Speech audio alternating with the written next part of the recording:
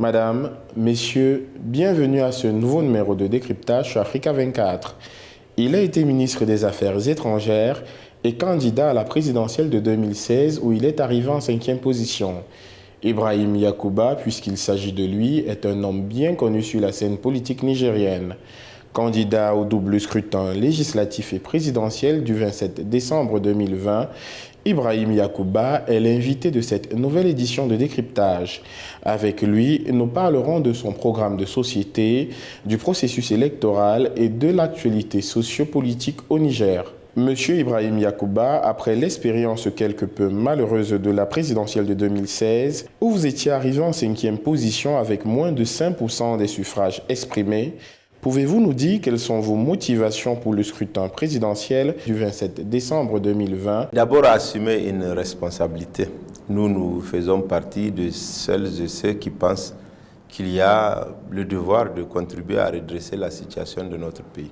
C'est au nom de cette responsabilité-là que nous nous sommes engagés en 2016 et c'est même au nom de cette responsabilité que le mouvement patriotique est né. Il y a des femmes, des hommes, des jeunes et des moins jeunes qui ont un projet alternatif pour transformer la situation de notre pays. C'est au nom de cette mission-là que nous sommes à nouveau candidats pour l'élection du 27 décembre 2020, Inch'Allah. Quand vous regardez le classement du Niger du point de vue de l'IDH, ça suffit comme sanction de notre mauvais état de santé sur beaucoup de questions. 10 ans d'affilée, nous sommes derniers au point de vue de l'IDH. Depuis 6 à 7 ans, la situation sécuritaire s'est profondément dégradée. La pauvreté s'est amplifiée. Vous avez vu les statistiques de l'UEMOA qui considèrent qu'à peu près 16 millions de Nigériens n'ont pas en moyenne 500 francs par jour. Vous avez la situation d'insécurité alimentaire qui affecte en moyenne, sur 10 ans, chaque année, 3 à 4 millions de Nigériens. Donc la situation est extrêmement grave. À quelques jours de la présidentielle du 27 décembre 2020, pouvez-vous nous présenter les grandes lignes de votre programme de société? Nous mettrons d'abord un programme d'urgence avec une concentration des ressources et de volonté politique sur 4 secteurs que nous avons identifiés, qui sont la sécurité, la santé, l'éducation, le monde rural, et organiser aussi le retour des populations, à peu près 400 000 qui ont quitté leur terroir depuis plusieurs années, assainir l'administration publique pour qu'elle soit un moyen efficace de mise en œuvre de la politique, un gouvernement resserré, un État concentré sur des secteurs qu'il faut redresser. À partir du redressement de la première année, il y a un programme de stabilisation autour de 12 axes que nous mettrons en œuvre. Donc, premièrement, une activité politique intense avec des focus sur 4 ou 5 secteurs donnés, une volonté politique sur ces secteurs-là, une réforme de l'administration publique pour qu'on ait un outil performant de mise en œuvre, et puis, à partir de la deuxième année, répartir les efforts sur les points que nous avons identifiés comme étant extrêmement importants pour le développement économique et social de notre pays. Nous savons que les Nigériens aspirent profondément à un changement. Nous ne venons pas au pouvoir pour dire que nous les changerons parce que c'est des hommes et des femmes que nous n'aimons pas, mais parce que nous pensons qu'ils n'ont pas totalement réussi et que nous sommes capables et que nous devons être capables de faire mieux. Et c'est pour cela que notre programme est construit sur les réussites et les échecs des régimes précédents et sur les attentes réalistes et réalisables des populations nigériennes. Le 13 décembre 2020, se sont tenues au Niger les élections municipales, un scrutin considéré par plusieurs observateurs comme un test concluant.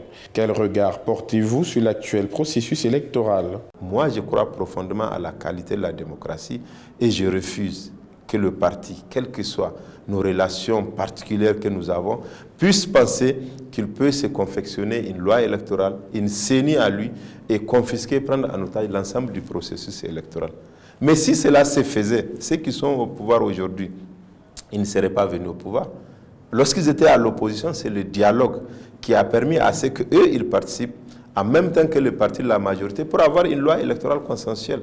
Rappelez-vous ce qu'on a toujours dit, même lorsqu'on les critiquait quand on était au gouvernement.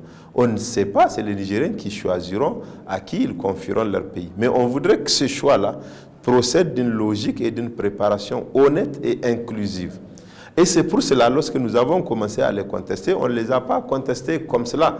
Nous avons regardé article par article les dispositions nouvelles qu'ils avaient introduites et qui portaient la fraude pour dire que ces articles-là sont mauvais, mais en face, nous vous proposons une nouvelle rédaction plus consensuelle et nous vous demandons de respecter la tradition qui vous a été bénéfique. Lorsqu'ils étaient à l'opposition et qu'ils n'avaient que quelques unités de députés, il y avait un président et un gouvernement qui ont dialogué avec eux et qui leur ont permis d'avoir confiance dans le processus. Aujourd'hui, il n'y a pas la confiance dans le processus.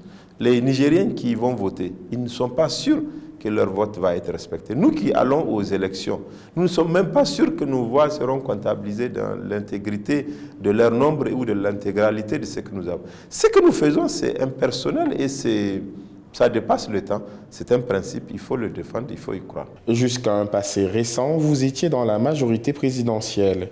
Aujourd'hui, vous êtes dans l'opposition. Certains pensent même que vous êtes juste des personnes désappointées qui veulent le pouvoir. Que répondez-vous à cela ? Nous sommes certains partis jeunes avec des jeunes et des femmes qui sont totalement nouveaux ou totalement nouvelles en politique, mais nous avons voulu respecter nos principes et être sérieux vis-à-vis de nous-mêmes et vis-à-vis des citoyens qui nous regardent. Donc nous ne sommes pas dans la frustration, nous sommes dans le fonctionnement, le prolongement normal de notre ligne. Si demain, un allié, quel qu'il soit, devait poser le même acte, nous aurions le même comportement. Parce qu'au fond, lorsque nous nous sommes opposés contre la loi électorale, rappelez-vous, en 2016, nous n'étions que 5e.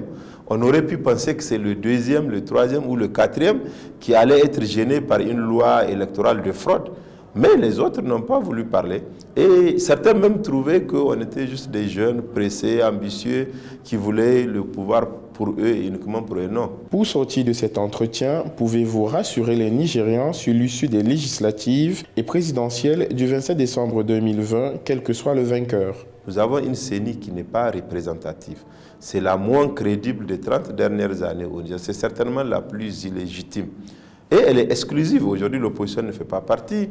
Le parti État, il a à peu près 80% des membres qui sont à la CENI. Et ensuite, vous avez le processus d'enrôlement qui a été conduit du début jusqu'à la fin par le parti État, tout seul. Donc, vous n'avez aucune condition qui puisse permettre à ce que les citoyens et les partis politiques aient confiance dans le processus.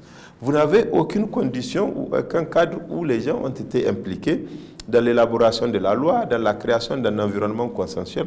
Donc il n'y a aucune garantie qu'il n'y ait pas de crise avant les élections et qu'il n'y ait pas de crise après les élections. D'ailleurs, tout est réuni pour que ce soit des élections compliquées pour notre pays.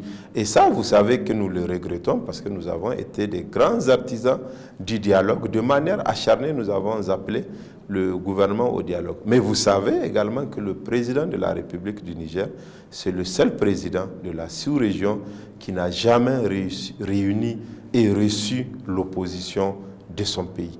Nous avons un gouvernement extrêmement arrogant, irrespectueux des populations et qui pense qu'il est extrêmement fort au point de faire ce qu'il veut, quand il veut, par rapport au comportement de population. Donc, personne ne peut vous garantir ce qui va se passer, mais je peux vous garantir une chose. Nous, en tant que mouvement, nous travaillons à ce que tout se passe bien dans la paix, la préservation de l'unité de notre pays et la stabilité de notre espace.